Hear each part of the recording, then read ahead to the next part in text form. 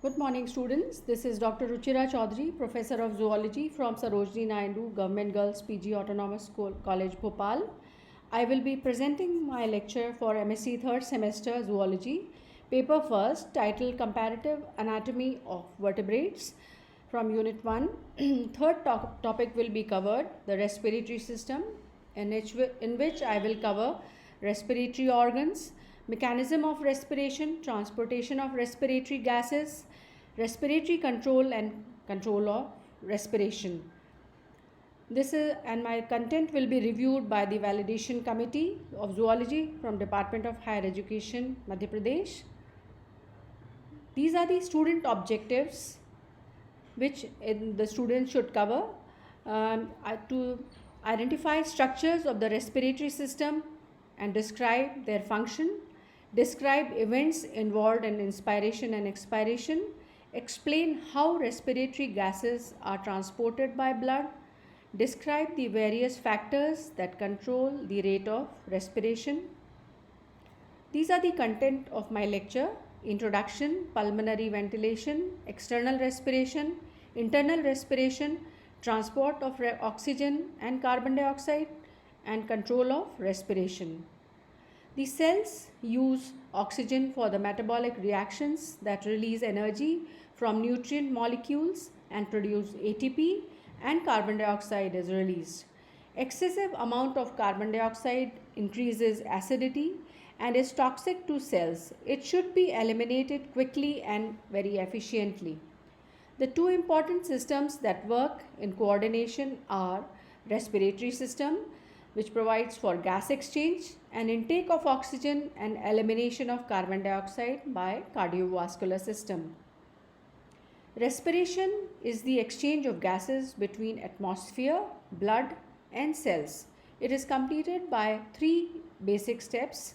Pulmonary ventilation or breathing is called inspiration or inflow, and expiration or outflow of air between atmosphere and lungs. External respiration, also called as pulmonary respiration, is the exchange of gases between lungs and blood in pulmonary capillaries. The internal respiration or tissue respiration is the exchange of gases between blood in systemic capillaries and tissue cells. The structures associated with respiratory system are nose, pharynx, larynx, trachea, bronchi, and lungs.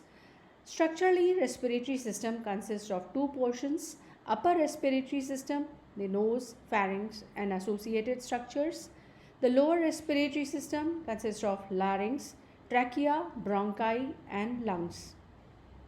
Structures of respiratory systems are also functionally divided into two parts: the conducting portion, which consists of series of interconnecting cavities and tubes, the nose, pharynx, larynx, trachea, bronchi, bronchioles, and terminal bronchioles, which help in conduction of air into the lungs. The respiratory portion consists of bronchioles, alveolar ducts, alveolar sacs, and alveoli, which help in exchange of gases. These are the organs of respiratory system: the nasal nose, the nasal cavity, the nasal passage, the buccal cavity, pharynx, larynx, trachea, the right lung, the left lung, and the pulmonary branches, then ending up to the alveolar sacs. This is an overview of nose, pharynx, larynx, and trachea. Here I would like to explain that the nasal passage is so designed that it becomes dust free, microbes free, and it comes to when it reaches the lung, it goes through the concentric area, the circular area of the nasal cavity, that it becomes warm and moistened and microbes free, dust free. These are the two lungs. They are situated in the pleural cavity. These two lungs, they are enclosed in covered by two pleural membranes. In between of them is a lubricating fluid. So at the superior of the border of the fifth thoracic vertebrae, the trachea branches into right primary bronchus, which enters into the right lung, and left primary bronchus, which enters the left lung. Lungs are paired cone-shaped organs lying in the thoracic cavity. separated from each other by heart and other structures in the mediastinum. The two pleural membranes enclose and protect each lung. Between two pleural membranes is pleural cavity filled with lubricating fluid to reduce friction between the membranes. This image shows the lobes and fissures of the lungs. There are two pair of lungs. The top part is called the apex and the base part is called the cupula. Each lung is divided into two lobes, superior and inferior lobe, by oblique fissure. The right lung has three lobes separated by two fissures. Left lung has two lobes separated by one fissure and depression, the cardiac notch. The broad inferior portion of lung is called base and narrow superior portion of lung is called apex or cupula. These are the alveoli and air sac like structures. We can see the terminal bronchiole, the pulmonary arteriole, lymphatic vessels, respiratory bronchioles, alveoli, alveolar ducts and alveolar sacs. So the airways the air reaches through the respiratory bronchioles into the alveolar ducts and into the alveolar sacs and finally into the alveoli. Each lobe of lung receives its own secondary bronchus. Secondary bronchi give rise to branches called segmental bronchi. Each bronchopulmonary segment consists of lobules. Each lobule has lymphatics, arterioles, venules, terminal bronchioles, respiratory bronchioles, alveolar ducts, alveolar sacs and alveoli. This diagram shows two kinds of alveolar sacs, type 1 and type 2 cells and macrophages, which are wandering macrophages. And there's a pulmonary capillary showing the diffusion of oxygen and diffusion of carbon dioxide into the alveolus, which is exhaled out, and oxygen is taken from the lungs and it reaches to the blood. Exchange of respiratory gases, oxygen and carbon dioxide, occur by diffusion across the alveolar capillary membrane. Alveolar wall consists of type 1 and type 2 alveolar cell and alveolar wandering macrophages. The pulmonary ventilation. The first part is called the inspiration or breathing. So breathing is as it is called inspiration or inhalation. The movement of air into and out of the lungs depends on pressure changes governed by Boyle's law, which states that the volume of a gas varies inversely with pressure, temperature remains constant. Inspiration occurs when alveolar pressure falls below atmospheric pressure. Contraction of the diaphragm and external intercostal muscles increases the size of the thorax, thus decreasing intrapleural pressure so that lungs expand. Alveolar pressure decreases and air moves along the pressure gradient from atmosphere into the lungs. These are the muscles of inhalation and exhalation.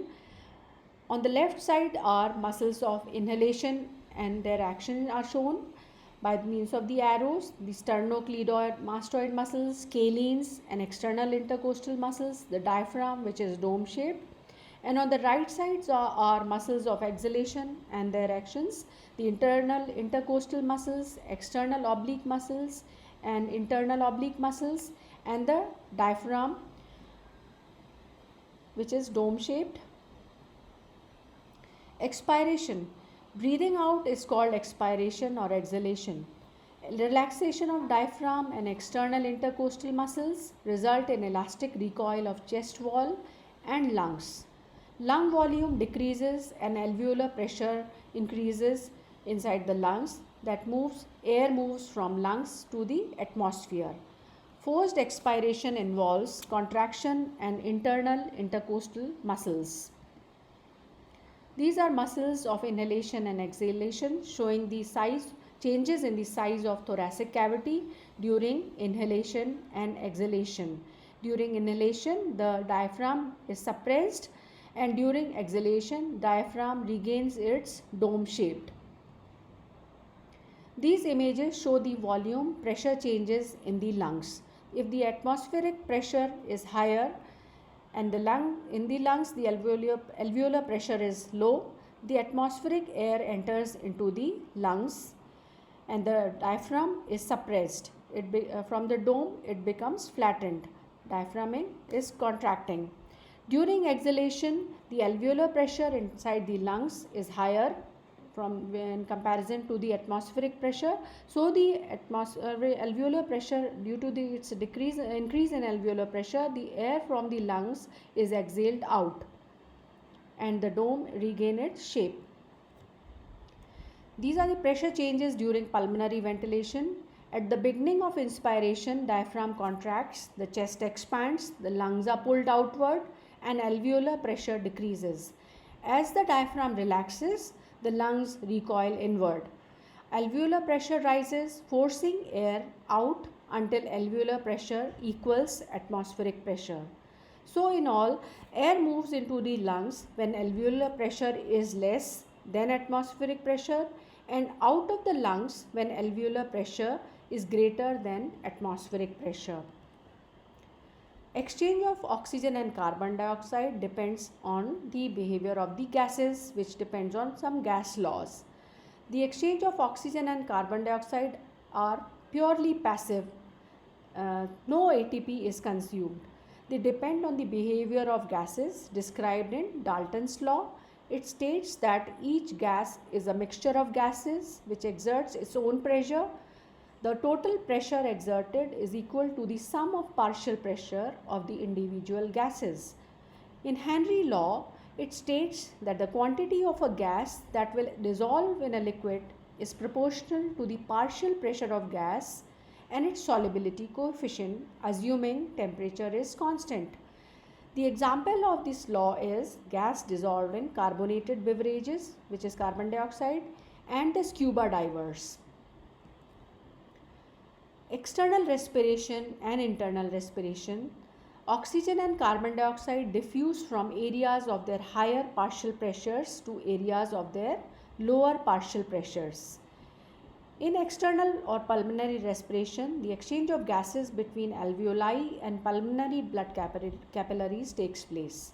It depends on partial pressure differences, large surface area for gas exchange, a small diffusion distance across alveolar capillary membrane, the rate of airflow into and out of the lungs. The internal respiration is the exchange of gases between tissue blood capillaries and tissue cells. This diagram shows the internal and external respiration, how there is pressure difference between the atmospheric pressure and the pressure inside the lungs and the tissue cells. So when the atmospheric pressure, that is the partial pressure of oxygen, is 159 mmHg and partial pressure of carbon dioxide is 0.3 mmHg in the atmospheric air. Oxygen is inhaled through the lungs, it comes to the alveoli and it reaches to the pulmonary capillaries, and when here the oxygenated blood when reaches towards the tissue cells, this oxygenated blood, here partial pressure of oxygen is low, so the oxygen and hemoglobin, they dissociate into hemoglobin, and oxygen, it diffuses from the tissue capillaries into the tissue cells. And in the case of carbon dioxide, the partial pressure of carbon dioxide is higher in the tissue cells because of the metabolic activities taking place inside these cells, and carbon dioxide is released into the tissue capillaries, and this deoxygenated blood means it is carrying carbon dioxide by means of the postcaval and precaval veins. It reaches the pulmonary area, and from here, because the partial pressure of carbon dioxide decreases, the carbon dioxide is exhaled out, it reaches the lungs and it is exhaled out. So this was about the internal and external respiration. Now we come to the transportation of respiratory gases, mainly oxygen and carbon dioxide. Here first I will consider oxygen. I will explain oxygen transport. 1.5% of oxygen is carried dissolved in plasma. 98.5% is transported in chemical combination with hemoglobin inside the RBC as oxyhemoglobin. Each 100 ml of oxygenated blood contains about 20 ml of oxygen and 0.3 ml dissolved in plasma and 19.7 ml bound to hemoglobin. Oxygen and hemoglobin combine to form oxyhemoglobin in an reversible reaction. This diagram shows the transportation of oxygen and carbon dioxide. Here oxygen is transported into the lungs and into the pulmonary capillaries. It goes into the pulmonary capillaries via lung, 1.5% dissolved in plasma and 98.5% as oxyhemoglobin. As oxygen reaches the lungs, it diffuses out 1% dissolved in plasma and 98.5% in combination with hemoglobin as oxyhemoglobin. As oxyhemoglobin is transported towards the tissue capillaries. One thing I would like to explain, that partial pressure of oxygen in the pulmonary capillaries is higher. In the pulmonary area, means in the lung area, it is higher, partial pressure of oxygen is higher, but as it reaches the pulmonary, partial oxygen pressure decreases and HPO2, that is oxyhemoglobin, dissociates into oxygen and hemoglobin. This oxygen, which is free now from hemoglobin, it diffuses out into the tissue capillaries and it reaches to the tissue cells. In case of carbon dioxide, it is also transported in three forms: 7% dissolved in plasma, 23% as carbaminohemoglobin and 70% as bicarbonate ion. 7% carbon dioxide go as dissolved in plasma and 23% as carbaminohemoglobin, means hemoglobin combines with the carbon dioxide, which forms carbaminohemoglobin. That means the globin portion of the hemoglobin combines with carbon dioxide and it alters the structure of hemoglobin. And as 70%, the major portion of the carbon dioxide is transported as bicarbonate ion. And here partial pressure of carbon dioxide is higher in the tissue capillary area. So when it reaches towards the lungs, through the precaval and postcaval veins, carbon dioxide, the 7% dissolved in plasma, it is diffused towards the lungs and reaches the alveoli and it is exhaled out. And 23% here, carbaminohemoglobin again dissociate into hemoglobin and carbon dioxide, and 23% is exhaled out through the lungs. And as bicarbonate ion, here bicarbonate ion will combine with H ions and form weak carbonic acid. It will dissociate into bicarbonate ion and hydrogen ion. And how we get bicarbonate ion? How it will form carbon dioxide? It will happen when carbonic acid will dissociate into carbon dioxide and water. This carbon dioxide is exhaled out through the lungs. So this was about transportation of oxygen and carbon dioxide. Here in the pulmonary area, it is called as external respiration or pulmonary gas exchange, and in the tissue capillary area, it is called as internal respiration, the systemic gas exchange. Now we come to the factors that promote oxygen binding to and dissociation from hemoglobin. The first factor is hemoglobin and oxygen partial pressure, which is denoted by PO2. When PO2 is high, hemoglobin binds with large amount of oxygen and is almost fully saturated. When PO2 is low, hemoglobin is only partially saturated and oxygen is released from hemoglobin. The percent saturation of hemoglobin is the percent of total oxyhemoglobin in the total hemoglobin. This graph shows the oxygen hemoglobin dissociation curve at normal body temperature, showing the relationship between hemoglobin saturation and partial oxygen pressure. When the partial oxygen pressure is 100 mmHg, the percent saturation of hemoglobin is 98%. Then second factor is acidity or pH. As the acidity increases, affinity of hemoglobin for oxygen also decreases and oxygen dissociates from hemoglobin. This change shifts the oxygen hemoglobin dissociation curve to right and is referred as Bohr effect. Elevated pH increases the affinity of hemoglobin for oxygen and shifts the curve towards left. This graph shows the affinity. This is the normal blood pH, and when the pH is decreased, the curve shifts towards the right, and when the pH is on the higher side towards alkalinity, the curve, dissociation curve, shifts towards the left. In this graph, the other graph here, in the normal blood, when the PCO2 is on the normal side and when it is high, PCO2 is high in the tissue capillary area, the dissociation curve shifts towards the right, and in the pulmonary capillary area, where the partial pressure of carbon dioxide is low, the curve shifts towards the left. So these are the factors which helps in dissociation of oxygen from oxyhemoglobin.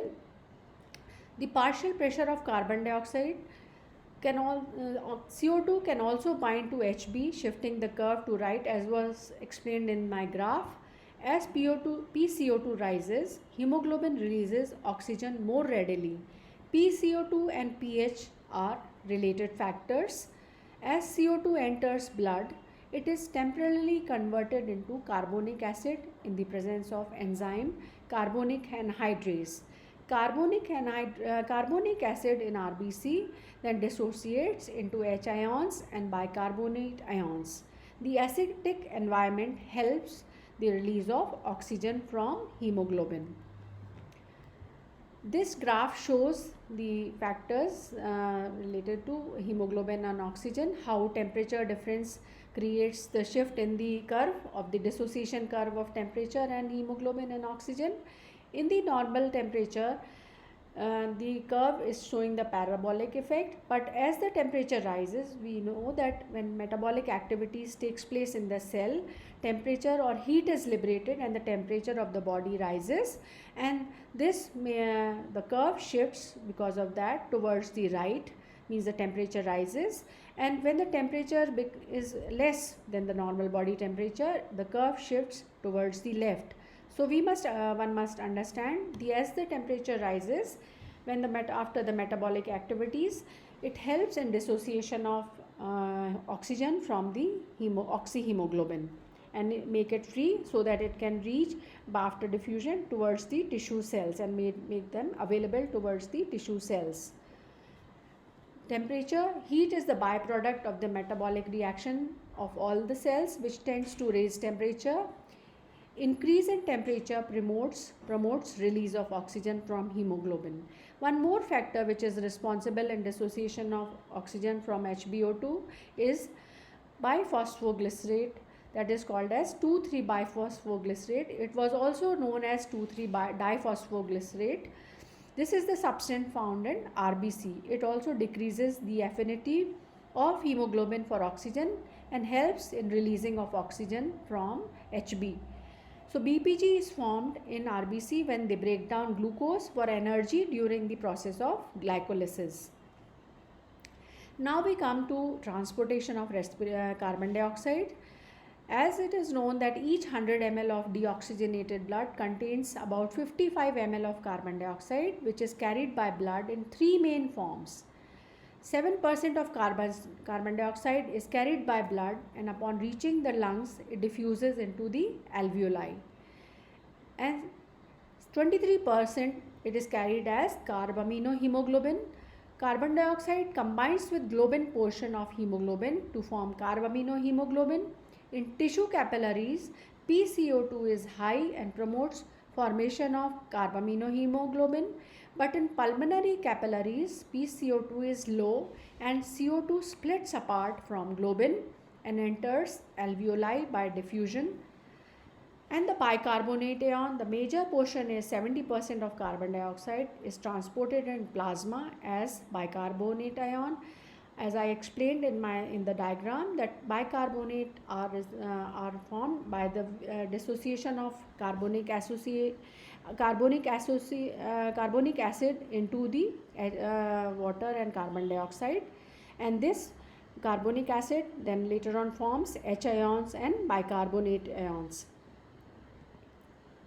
Then we will come down to understand what is chloride shift. Carbon dioxide diffuses into tissue capillaries. It reacts with water in the presence of enzyme carbonic anhydrase to form carbonic acid. Hydrogen ions combine with hemoglobin, thus altering its structure.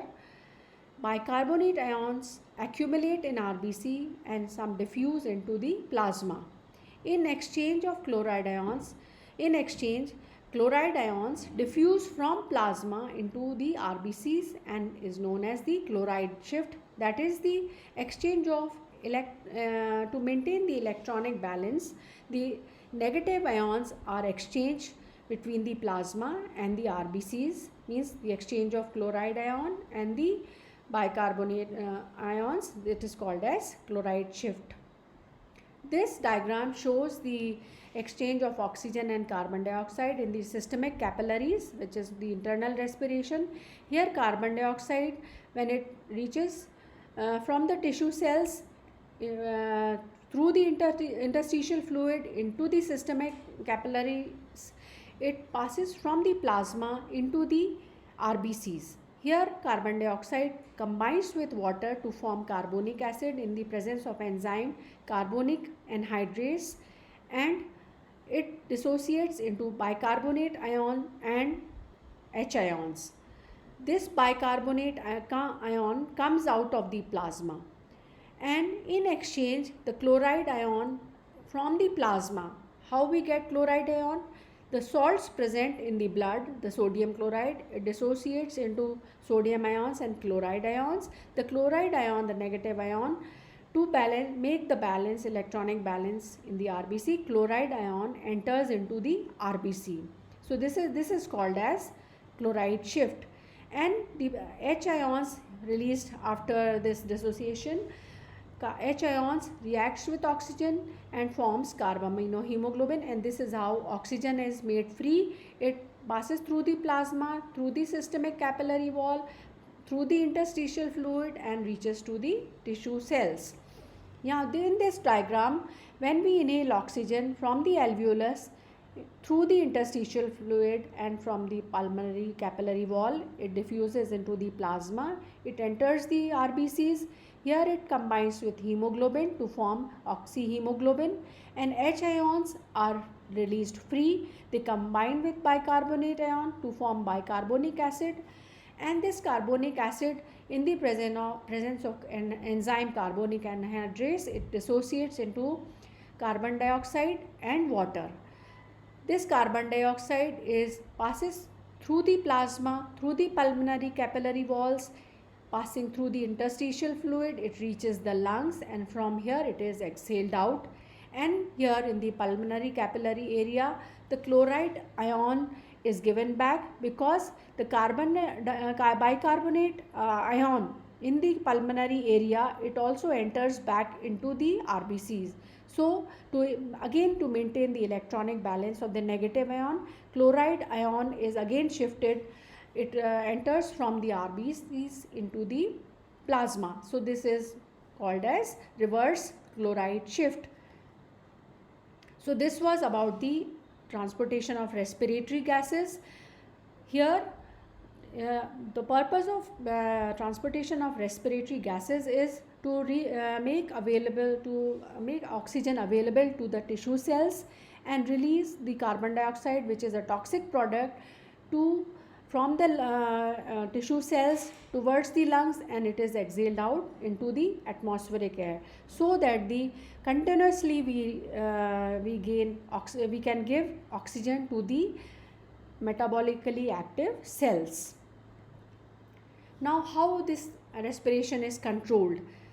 This process of respiration is controlled by the nervous system, and the centers, they are situated in the brain. So the basic rhythm of respiration is controlled by portions of nervous system in medulla oblongata and pons. It is the stem of the hindbrain. The respiratory center consists of medullary rhythmicity area, pneumotaxic area and apneustic area.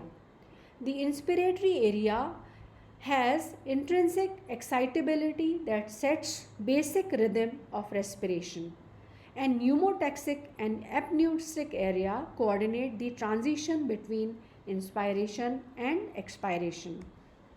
This diagram explains the showing the centers. This is the respiratory center, which has two areas, pneumotaxic area and apneutic area, which starts the rhythm, and medullary rhythmicity area. It has two areas, the inspiratory area and the expiratory area, which begins the transition between the inspiration and expiration. So one must know that the respiration is controlled by the centers, the active respiratory centers in the brain. They are called as respiratory centers.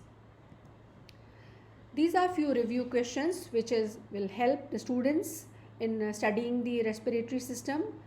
They are: what organs make up the respiratory system? Here you will have to describe the respiratory organs. What are the basic difference among pulmonary ventilation, external respiration and internal respiration?